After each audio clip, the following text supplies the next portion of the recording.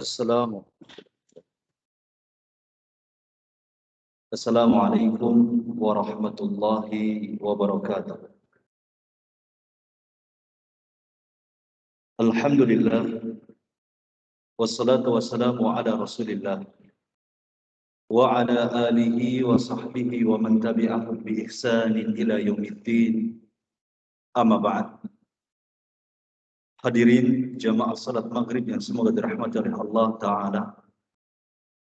Alhamdulillah, pada kesempatan yang mulia ini kita masih diberikan umur, diberikan peluang untuk beribadah kepada Allah Subhanahu wa Ta'ala dengan menuntut ilmu syar'i, di mana insyaallah kita di dalam pertemuan kali ini masih melanjutkan ayat yang ke-27,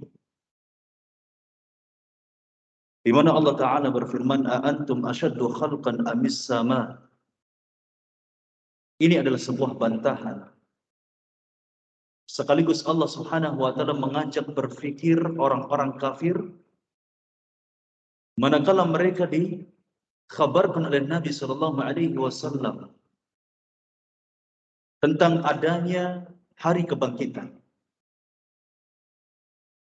Namun mereka, orang-orang kafir Quraisy ini, justru membantah kabar yang datang dari Nabi sallallahu alaihi wasallam dengan logika mereka. Sehingga mereka berkata, dan perkataan mereka diabadikan di dalam Al-Quran, "Man yuhyil 'idhama wa hiya ramim." Siapa yang menghidupkan tulang belulang yang sudah hancur, kata mereka. Padahal di sisi lain mereka juga beriman kepada Allah. Sehingga ketika mereka ditanya, siapa yang menciptakan langit? Siapa yang menciptakan bumi? Maka mereka akan menjawab, Allah. Wala in sa'altahum man khalaqas samawati wal ard la yaqulunna Allah. Dan jika mereka orang-orang kafir Quraisy yang tidak percaya dengan adanya hari kebangkitan, manakala mereka ditanya oleh kita, siapa yang menciptakan langit? Siapa yang menciptakan bumi? Pastilah akan mereka jawab dengan jawaban yang benar, Allah. Tetapi giliran mereka dikhabarkan tentang adanya hari kiamat, yang mana seluruh manusia akan dibangkitkan setelah kematiannya, setelah sangkakala yang kedua ditiup, mereka membantah dengan logika mereka. Apa yang mereka katakan? Man yuhyil 'idhama wa hiya ramim. Hadirin a'azzani Allah wa iyyakum. Oleh karenanya Allah Subhanahu wa Ta'ala mengajak berfikir orang-orang kafir Quraisy dengan sebuah ayat yang Allah Subhanahu wa Ta'ala tunjukkan kepada mereka secara khusus, umumnya untuk kita semua. Apa kalimatnya? A antum asyaddu khalqan amis sama? Apakah penciptaan kalian, yaitu manusia, apakah langit yang lebih dahsyat? Sebagaimana kita singgung kemarin, bahwasanya Syekh Shalih Al-Utsaimin rahimahullahu taala menjelaskan bahwa seluruh kita, setiap kita itu tahu jawabannya, bahwa yang lebih dahsyat penciptaannya adalah langit dan bumi daripada manusia. Ya. Meskipun memang kita juga tidak menyangkal bahwasanya penciptaan manusia, proses atau tahap demi tahapnya juga begitu dahsyat. Dari mulai setetes mani, Pak, hingga kemudian berubah menjadi segumpal darah, kemudian dari segumpal darah menjadi segumpal daging, kemudian Allah Subhanahu wa Ta'ala mengutus malaikat untuk meniupkan ruh kepada manusia ketika di umur 120 hari di dalam janin, ya, rahim seorang ibu. Hingga kemudian di bulan yang ke-9 dilahirkanlah kita sebagai manusia, dinamakan si fulan, si fulan, si fulan, dan si fulan. Hadirin azani Allah wa iyyakum. Ini saja sudah dahsyat. Ini saja harusnya mereka beriman kepada Allah. Apalagi kalau dibandingkan dengan penciptaan langit yang jauh lebih dahsyat. Meskipun memang Pak, ya, di dalam Al-Quran ataupun hadis Nabi, ya, penciptaan langit itu tidak serinci kabar yang ada di dalam Al-Quran, tidak serinci penciptaan manusia. Tetapi Allah Subhanahu wa Ta'ala memberikan jawaban kepada kita. Sebagaimana Allah Ta'ala firmankan, la khalqus samawati wal ardi akbaru min khalqin nas. Bahwasanya penciptaan langit dan bumi itu lebih besar, lebih dahsyat daripada penciptaan manusia. Ini sebagai jawaban mereka, orang-orang kafir Quraisy yang harusnya berpikir dengan keimanan pula. Jangankan penciptaan manusia, penciptaan langit saja Allah mampu dan Allah saja yang menciptakan. Akan tetapi orang kafir ini ya cukuplah dikatakan kafir kalaulah dia hanya menolak hari kiamat saja, Pak. Ya, belum lagi alasan-alasan yang lainnya. Hadirin a'azani Allah wa iyyakum. Adapun penciptaan langit memang tidak secara tafsil atau secara rinci dijelaskan di dalam Al-Qur'an, secara global saja. Nah, kalaupun secara global, tapi kita harus merasa cukup apa yang telah Allah jelaskan dan Nabi jelaskan di dalam Quran ataupun hadis Nabi. Jangan kemudian kita merasa tidak puas. Gak cukup ini. Saya nggak puas dengan apa yang dikhabarkan oleh Allah karena masih global. Ya. Perkara azali, perkara gaib yang sudah berlalu kejadiannya, maka kita tidak dituntut untuk mempelajari secara rinci. Kalau seandainya Allah dan Rasulnya sudah menjelaskan secara global, ya sudah, cukup sampai di sini. Jangan sampai kemudian kita gali, ya, bagaimana pendapat ilmuwan Barat tentang penciptaan langit, ya, dari satu tahap ke tahap lainnya, dari mulai asap misalkan kemudian menjadi awan tebal, dari awan tebal kemudian berwarna menjadi putikah, birukah dan lain sebagainya. Kemudian teori tersebut kita makan mentah-mentah. Lah, tidak seperti itu. Maka dalam perkara ini, hal yang gaib seperti ini, sebagaimana penciptaan langit dan penciptaan bumi, sudah cukup ya kita ya mempercayai, meyakini dengan apa yang telah Allah dan Rasulnya sampaikan. Lagi pula Allah Subhanahu wa taala berfirman, "Ma asyhadtuhum khalqas samawati wal ardi wala khalqa anfusihim." Ya. Kami, ya, aku tidak mempersaksikan, aku tidak menjadikan manusia ini untuk menyaksikan penciptaan langit dan bumi. Ya. Juga mereka tidak menyaksikan bagaimana penciptaan diri-diri mereka. Artinya Allah Subhanahu wa taala tidak menghendaki. Tentu punya hikmah kenapa Allah Subhanahu wa taala tidak menjelaskan penciptaan langit itu secara rinci. Hadirin a'azanillah wa iyyakum. Tetapi kalaupun hanya dijelaskan secara global, ya kita sebagai seorang muslim tetap dituntut untuk mempelajari apa adanya sesuai apa yang dijelaskan oleh Allah di dalam Al-Quran dan Sunnah Nabi Sallallahu Alaihi Wasallam. Allah Subhanahu Wa Taala berfirman masih di ayat yang sama, banaha. Banaha artinya kami membangun langit. Ya. Setelah Allah Subhanahu Wa Taala mengajak berpikir orang-orang kafir Quraisy bahwa langitlah yang lebih dahsyat penciptaannya, lalu Allah jelaskan bagaimana Allah Subhanahu wa taala menciptakan langit. Banaha, kami membangun langit. Kamilah yang membangunnya. Bagaimana caranya? Berapa hari? Dijelaskan di dalam Al-Qur'an di ayat yang lain. Namun di dalam kalimat banaha ini, Allah juga menjelaskan di ayat berikutnya. Apa yang dimaksud dengan banaha di sini? Yakni rafa'a samkaha fasawwaha. Rafa'a samkah, Allah Subhanahu wa taala meninggikan langit tanpa tiang, ya, tanpa tiang satupun. Fasawwaha, dijelaskan di dalam tafsir Ibnu Katsir, ay ja'alaha 'aliyatal bina.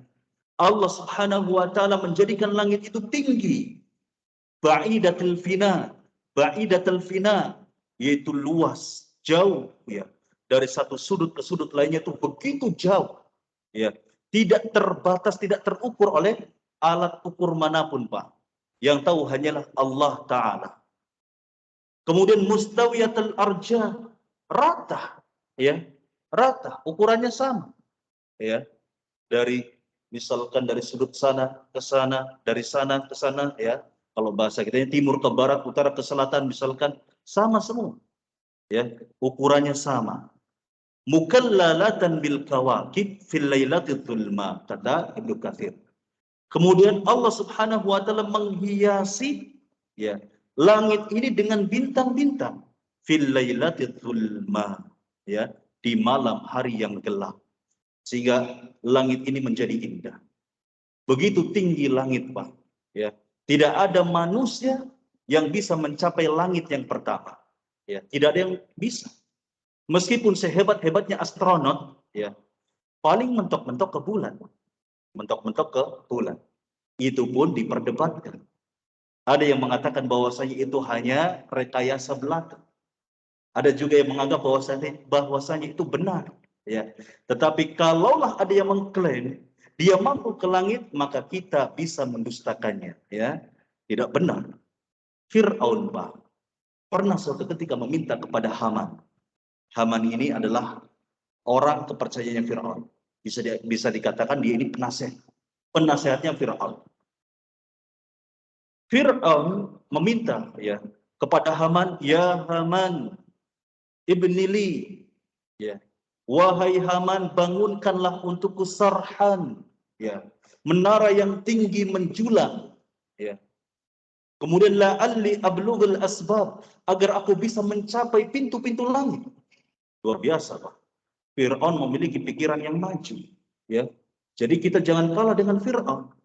Fir'aun ya meminta kepada Haman agar dia dibuatkan menara yang tinggi agar bisa mencapai ke langit, bukan tanpa tujuan.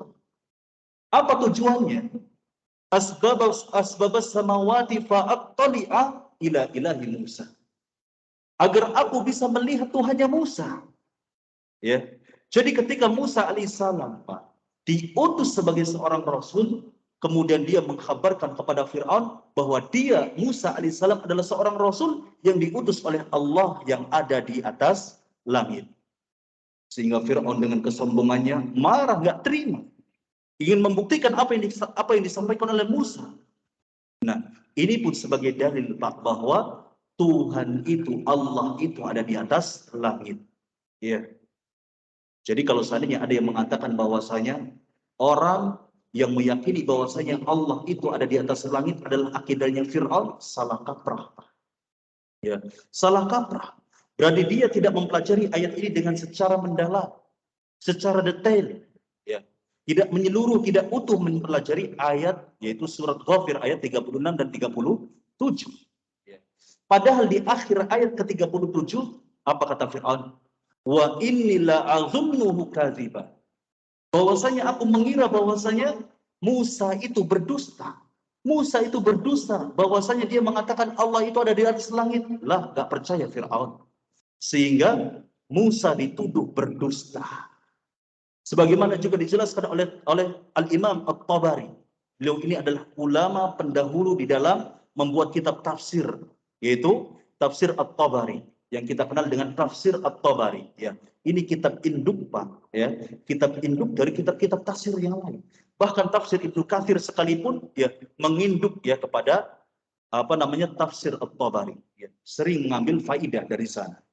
Ya, apa kata beliau? Ya, bahwasanya Musa alaihissalam itu dia ini tidak percaya dengan apa Fir'aun laknatullahi alaihi tidak percaya dengan apa yang dikatakan oleh Musa. Apa yang diklaim, diaku oleh Musa bahwasanya Musa memiliki Tuhan di langit. Ya, ini dalil sangat jelas dan sangat gamblang bahwa Allah itu ada di langit. Ya, kurang dalil, Pak. Butuh dalil lagi enggak? Banyak. Bahkan salah seorang ulama Syafi'iyah, ya, dari kalangan ulama yang bermadzhab Syafi'i, dia mengatakan bahwasanya ya kurang lebih dalil yang menunjukkan bahwasanya Allah di atas langit itu ada 1000 dalil di dalam Al-Qur'an Al-Karim. Begitu yakinnya beliau. Ya. Bahkan ada ulama lain mengatakan bahwasanya ada 300 dalil di dalam Al-Qur'an yang menunjukkan bahwasanya Allah itu ada di atas langit. Ya. Adapun hadis Nabi sallallahu alaihi wasallam adalah hadis ya, jariyah. Suatu ketika Muawiyah bin Hakam As-Sulami, seorang sahabat Nabi, pernah suatu ketika dia memiliki budak wanita. Ketika budak wanita ini disuruh untuk angon wedus, Pak. Ya, angon wedus itu berarti mengembala kambing. Nyatanya salah satu kambing yang digembala oleh budak wanita ini ya diambil serigala.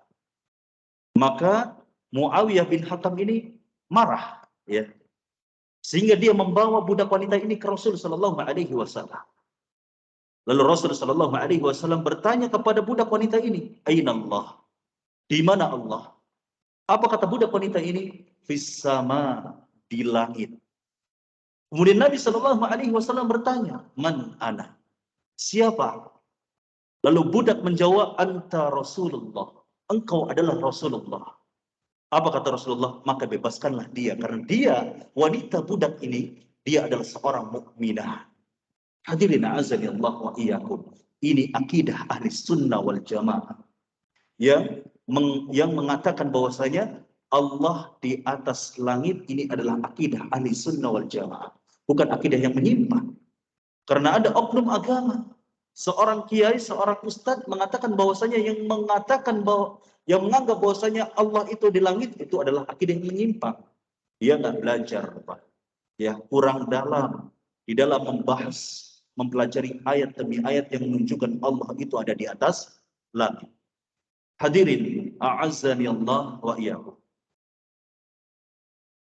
Kemudian Allah Subhanahu wa taala berfirman, wa aghtasha lailaha wa akhraja duhaha. Ay ja'ala lailaha musliman aswada halikan. Yaitu Allah Subhanahu wa taala menjadikan malamnya menjadi gelap. Aswada halikan, menjadi hitam pekat. Ya, ini warna malam. Wa naharaha mudhi'an musyriqan niran wadihan. Kemudian Allah Subhanahu wa taala menjadikan siangnya bercahaya, terang, benderang. Ya. Qala Ibnu Abbas, aghtasha lailaha ay aghlama. Yang dimaksud dengan aghtasha lailaha adalah Allah Subhanahu wa taala menjadikan malam itu menjadi gelap. Hadirin azani Allah wa iyyakum. Tentu ya, bukan tanpa sembarang Allah Subhanahu wa taala menciptakan siang dan malam. Ada tujuan, ada hikmah dan manfaatnya terasa oleh kita. Sehingga malam dan siang ini dijadikan oleh Allah Subhanahu wa taala sebagai tanda kekuasaan Allah Subhanahu wa taala. Kata Allah taala di dalam Al-Qur'an, "Wa ja'alna al-laila wan-nahara ayatain." Dan kami menjadikan malam dan siang hari itu sebagai dua tanda kekuasaan Allah Ta'ala. فَمَحَوْنَا آيَةَ اللَّيْلِ وَجَعَلْنَا آيَةَ النَّهَارِ مُبْصِرَةً. Dan ketika kami menghapus ya, tanda malam hari yaitu rembulan. وَجَعَلْنَا آيَةَ النَّهَارِ مُبْصِرَةً. Dan kemudian kami ya menjadikan tanda siang hari itu nampak. Maksudnya adalah ketika malam itu dihilangkan oleh Allah, tandanya juga dihilangkan oleh Allah. Apa tanda malam, Pak? Rembulan. Ya.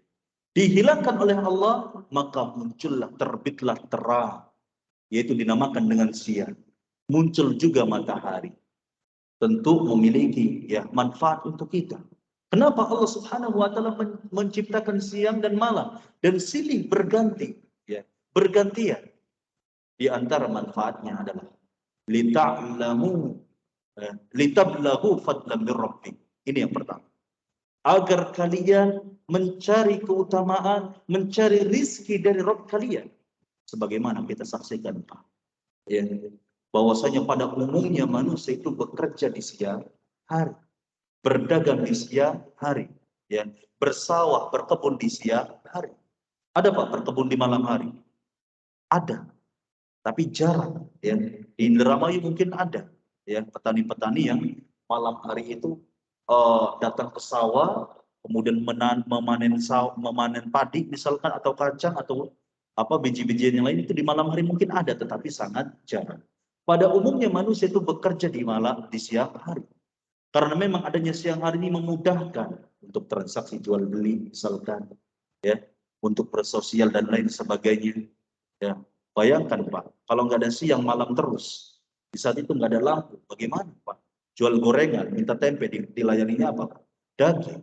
Minta pisang goreng, dilayaninya apa? Ya, begitu sulitnya. Tapi Allah Subhanahu wa taala yang maha sempurna, yang maha pengasih, yang maha besar, Allah ciptakan siang dan malam hari. Ini manfaat yang pertama. dari adanya siang dan malam hari. Adakah manfaat yang lainnya? Ada. Masih dijelaskan ayat yang sama di dalam surat Al-Isra ayat 12. Walita'lamu adadas sinin, agar kalian mengetahui hitungan tahun, hitungan bulan, hitungan pekan, hitungan hari, sehingga kita tahu umur kita berapa.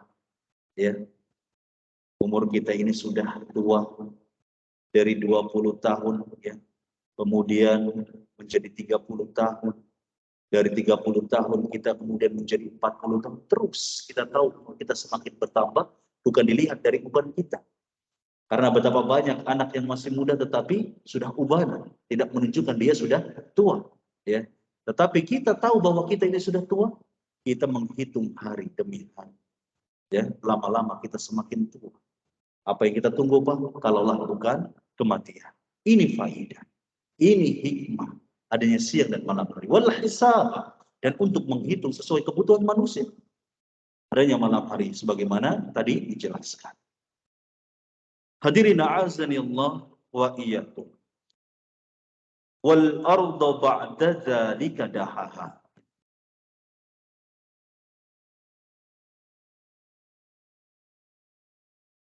Ayat ke-30. Allah Subhanahu wa taala berfirman wal arda ba'da dzalika dahaha. Dan bumi setelah itu Allah Subhanahu wa taala menyempurnakan bumi. Apa maksudnya? Ya. Dan bumi setelah itu Allah Subhanahu wa taala menyempurnakan bumi. Ya. Ini, ya, ayat ini menunjukkan bagaimana proses penciptaan langit dan bumi, Pak. Ya, bahwa proses penciptaan langit dan bumi ini, ya, ini jawaban juga ayat ini. Jawaban dari sebuah pertanyaan ketika Allah seringkali menyebutkan bahwa Allah menciptakan langit dan bumi, langit dan bumi, langit dan bumi. Sebetulnya langit dulu atau bumi dulu, Pak, yang diciptakan? Ya. Kalau telur dulu atau ayam dulu sudah ada jawaban belum, Pak? Sudah ada belum, Pak? Ya. Ada yang bilang ayam dulu, ada yang bilang ada yang menjawab telur dulu. Nggak tahu yang mana yang benar, ya. Barangkali Pak Haji Rahmat tahu jawabannya, nanti ya dikasih tahu. Ya. Tetapi soal bumi dan langit, mana yang lebih dulu diciptakan? Maka yang lebih dulu diciptakan adalah bumi, Pak. Ya, bumi. Ya. Diciptakan dalam waktu 6 hari. Ya, tetapi tidak sekaligus. Ya, tidak dalam artian Allah menciptakan bumi selama 6 hari penuh, tidak. Ya. Allah menciptakan langit selama 6 hari penuh, tidak. 6 hari itu gantian, Pak. Jadi 2 hari pertama selama 6 hari itu Allah Subhanahu wa taala, ini kata Ibnu Abbas radhiyallahu anhu, ya. Ibnu Katsir menjelaskannya. Ya, bahwasanya 2 hari pertama Allah Subhanahu wa taala menciptakan bumi, dan ini fase pertama penciptaan bumi. Ya. Nah, tetapi Allah Subhanahu wa taala menciptakan fase pertama ini, ya, belum sempurna. Baru hanya sebatas tanah saja. Ya. Baru kemudian, ya, di hari yang ketiga dan hari yang keempat, Allah tinggalkan dulu penciptaan bumi. Tetapi Allah Subhanahu wa taala menciptakan langit dulu. Ya. Kalau bumi ini ada 2 fase penciptaan, langit hanya 1 fase saja. 1 fase penciptaan. Benar-benar dari gumpalan asap sampai menjadi sempurna. Sampai 7 lapis, sampai di langit yang pertama ini dihiasi dengan bintang, rembulan, dan lain sebagainya dari planet-planet yang ada. Hanya 1 fase. Ya. Nah, kemudian di hari yang kelima dan di hari yang keenam, barulah Allah Subhanahu wa taala menyempurnakan bumi. Ini fase kedua. Ya. Allah Subhanahu wa taala menyempurnakan bumi. Ya. Ini adalah sebuah jawaban yang juga Allah Subhanahu wa taala jelaskan di banyak ayat. Ya. Allah Subhanahu wa taala menjelaskan di beberapa ayat di dalam Al-Qur'an. Di antaranya adalah di dalam surat Al-A'raf ayat 54. Inna rabbakumullah alladzi khalaqas samawati wal arda fi sittati ayyamin thumma stawa 'alal 'arsy. Sesungguhnya Rabb kalian, yaitu Allah, lah yang telah menciptakan langit dan bumi. Seolah-olah di sini, ya, kalau kita tidak mempelajari tafsir, ya, maka kita akan punya kesimpulan sendiri. Karena yang disebut itu langit terlebih dahulu dalam ayat ini, maka kita mungkin akan berpikir bahwasanya langit dulu yang diciptakan, bukan bumi. Ya. Tetapi kalau seandainya kita mempelajari tafsir masuk ke perkataan para sahabat Nabi, diantaranya Abdullah ibn Abbas, ya, juga ulama tafsir seperti Ibnu Katsir, maka kita akan mendapati jawaban, ya, bahwa yang lebih dulu diciptakan adalah bumi. Mereka bukan tanpa dalil. Ada dalilnya di ayat yang lain. Baik. Kemudian ayat yang lain, وَلَقَدْ خَلَقْنَا السَّمَاوَاتِ وَالْأَرْضَ وَمَا بَيْنَهُمَا فِي سِتَّةِ أَيَّامٍ وَمَا مَسَّنَا مِنْ لَغُوبٍ. Dan sungguh kata Allah, kamilah yang telah menciptakan langit dan bumi dan apa-apa yang ada di antara keduanya.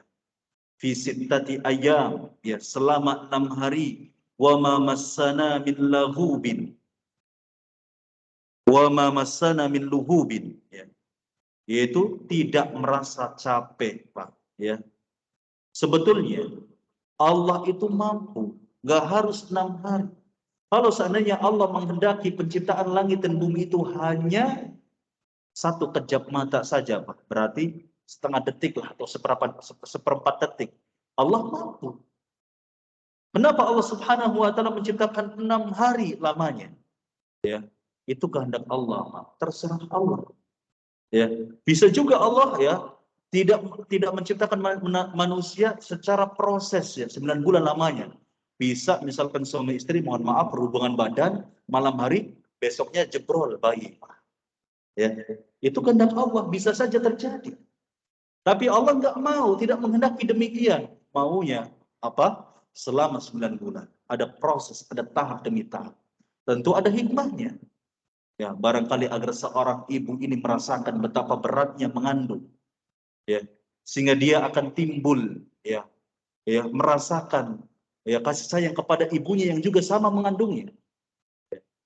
Kemudian agar barangkali anaknya ini mempunyai ikatan batin dengan ibunya. Karena 9 bulan ada di rahim ibunya. Begitu. Ya, di antara hikmah-hikmah yang bisa kita petik. Hadirin a'azzani Allah wa iyyakum.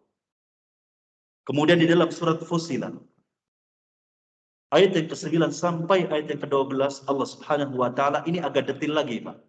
Agak rinci lagi proses penciptaan langit dan bumi. Apa kata Allah? Qul a'innakum latakfuruna billadzi khalaqal arda. Katakanlah, apakah kalian ini kufur dengan zat yang telah menciptakan bumi? Fi yaumain, di dalam 2 hari, maksudnya adalah di fase pertama. Wa taj'aluna lahu andadan, dzalika rabbul alamin. Dan kalian ini menjadikan tandingan-tandingan bagi Allah Ta'ala. Sedangkan dia Rabbul Alamin, adalah Rabb yang maha menguasai seluruh alam semesta ini. Wa ja'ala fiha rawasiya, dan Allah Subhanahu wa taala menjadikan di dalam bumi ini pasak-pasak, maksudnya adalah gunung-gunung, min fawqiha, di atas gunung, di atas bumi. Wa baraka fiha, dan Allah Subhanahu wa taala memberkahi di muka bumi ini. Wa qaddara fiha aqwataha, dan Allah juga menentukan bahan makanan, ya, kadar makanan-makanan penghuninya, fi arba'ati ayyamin sawa'an lis-sa'irin, selama 4 hari, agar menjadi jawaban bagi orang-orang yang bertanya.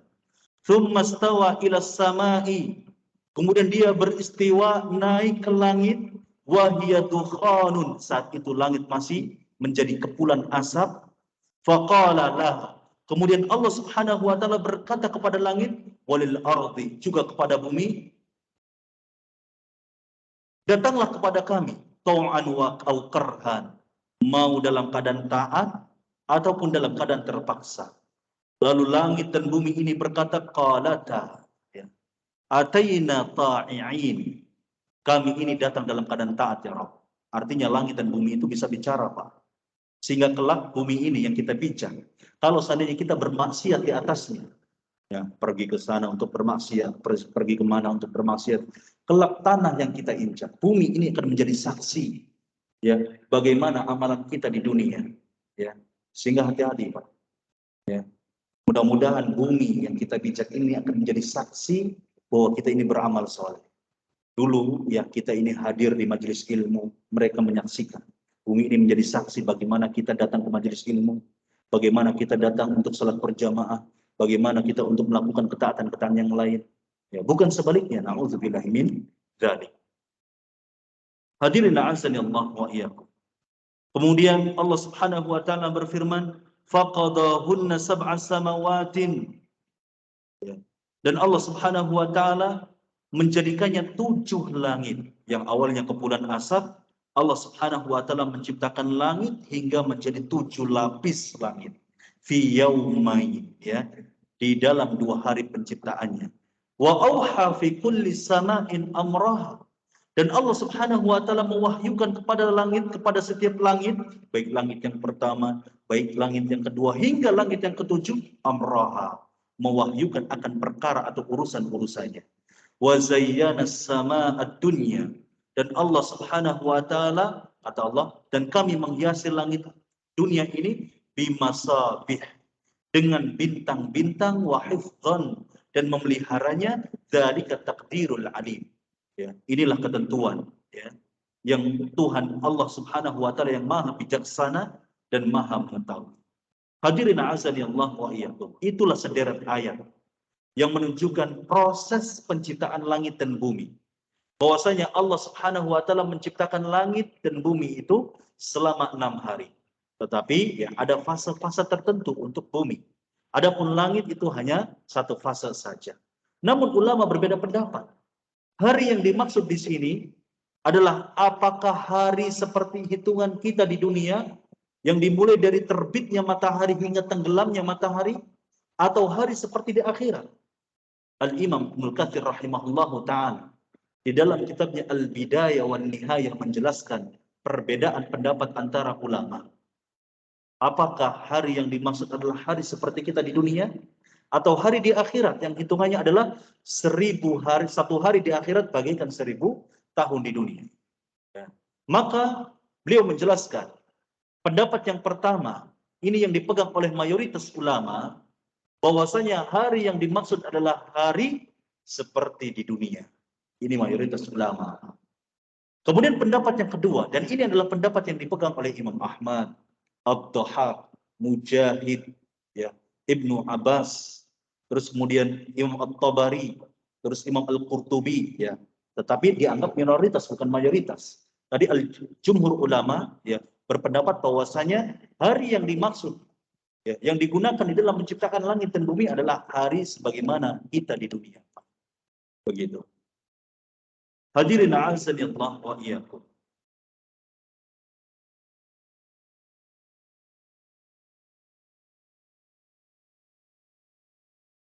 Adapun mengenai bumi ataukah langit terlebih dahulu, Ibnu Katsir rahimahullah secara khusus menjelaskan, fadzakara annahu khalaqal arda awwalan.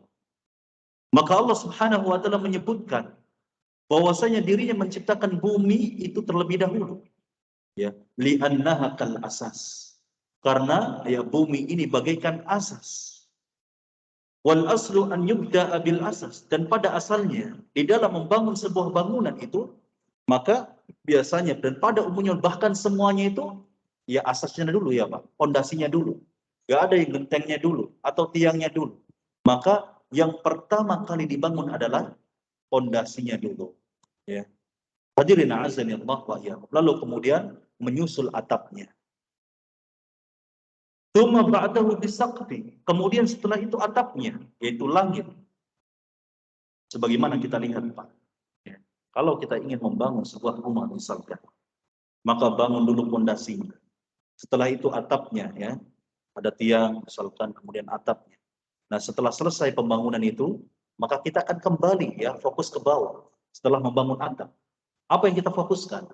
Ya, menyiapkan perabotan, menyiapkan kamar mandinya, airnya disiapkan, ya, dan lain sebagainya disiapkan, ya, agar bisa disinggahi dan demikian pula, ya, analogi penciptaan langit dan bumi, ya, oleh Al-Imam Ibnu Katsir rahimahullah taala. Apa dalilnya? Huwallazi khalaqa lakum ma fil ardi jami'an thumma stawa ila as-sama'i fasawwahunna sab'a samawat. Yang artinya, dialah Allah yang telah menciptakan bagi kalian ya apa-apa yang ada di dalam bumi semuanya. Tsumma stawa, kemudian Allah Subhanahu wa taala beristiwa naik ke langit, fasawwahunna sab'a samawat. Dan Allah Subhanahu wa taala menyempurnakan penciptaan langit hingga 7 lapis. Hadirin a'azzanillah wa iyyakum.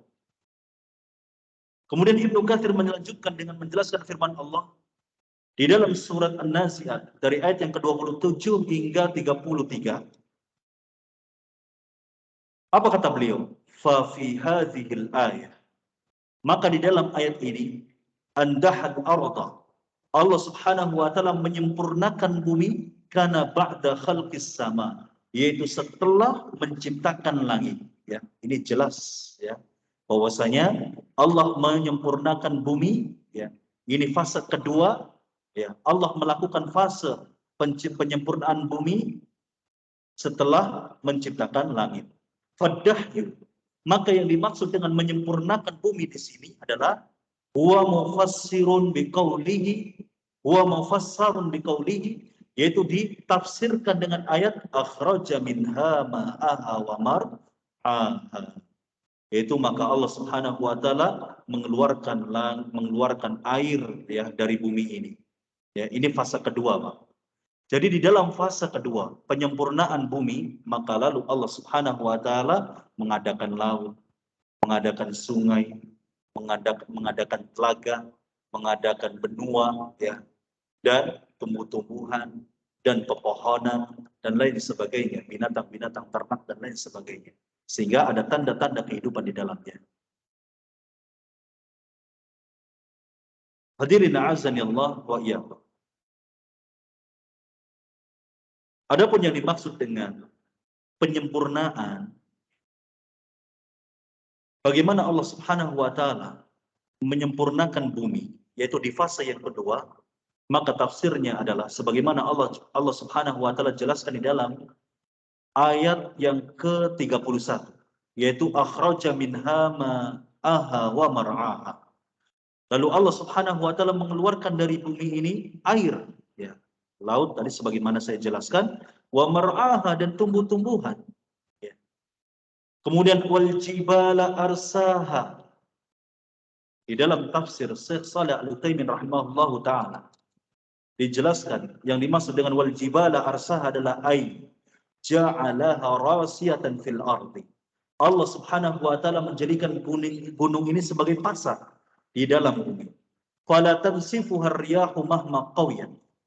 Maka ya tidak akan mampu angin yang kencang itu bisa menghancurkan gunung. Karena memang gunung ini sebagai pasar. Bahkan bukan untuk menguatkan dirinya saja, tetapi juga untuk menguatkan bumi. Sehingga bumi sekuat apapun tornado, ya, sekuat apapun badai, sekuat apapun gempa bumi tidak bisa menghancurkan bumi. Paling mentok hanya bisa menggoyangkan saja, ya, paling tsunami dan lain sebagainya, ya, dari bencana alam yang ada, tapi tidak bisa menghancurkan bumi. Hadirin a'azzani Allah wa iyyakum. Kemudian Allah Subhanahu wa taala berfirman, mata'an lakum wa li an'amikum, di ayat yang ke-33. Bahwasanya hal itu semua, apa-apa yang telah ada di bumi adalah sebagai perhiasan bagi kalian dan bagi binatang ternak kalian. Di mana kalian, di mana kita ini bisa bersenang-senang di atas muka bumi ini, bisa makan dengan kenyang, ya, dengan sayur-sayuran, dengan daging-dagingan, ya, dengan jus ketika kita ingin minum jus, dengan susu yang bisa diperah dari sapi, dengan madu yang dari lebah, semuanya adalah untuk kita, ya, dan juga untuk binatang ternak barangkali rumputnya. Lagi-lagi binatang ternak tersebut juga adalah untuk kita manusia. Nah, tugas kita adalah bersyukur kepada Allah Ta'ala. Mengingat nikmat yang telah Allah berikan kepada kita ini luar biasa, tidak terhingga. Ya, tidak bisa terhitung. Sok saja, ada yang bisa hitung nikmat, Pak. Paling enggak, helaan nafas kita. Ya, ketika kita menarik nafas, mengeluarkan nafas, ini nikmat yang luar biasa. Sementara banyak orang yang karena penyakit paru-paru barangkali ya Pak ya, atau jantung, sehingga sulit untuk bernafas, harus lari ke rumah sakit untuk membeli oksigen. Kira-kira berapa puluh juta harus dia keluarkan. Bahkan ratusan juta kalau nggak sembuh-sembuh.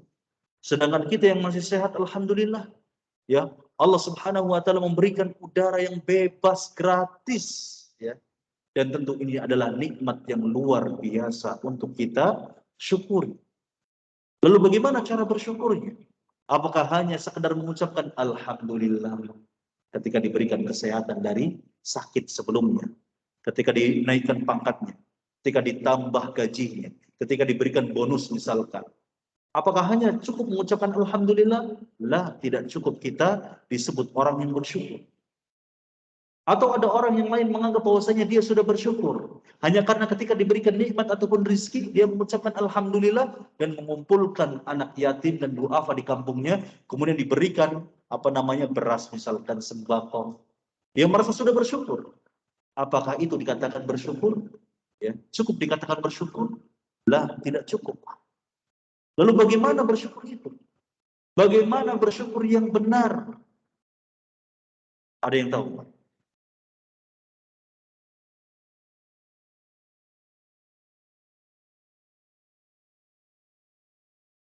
Maka hakikatnya syukur kepada Allah Ta'ala adalah dengan memuji Allah dengan lisan kita.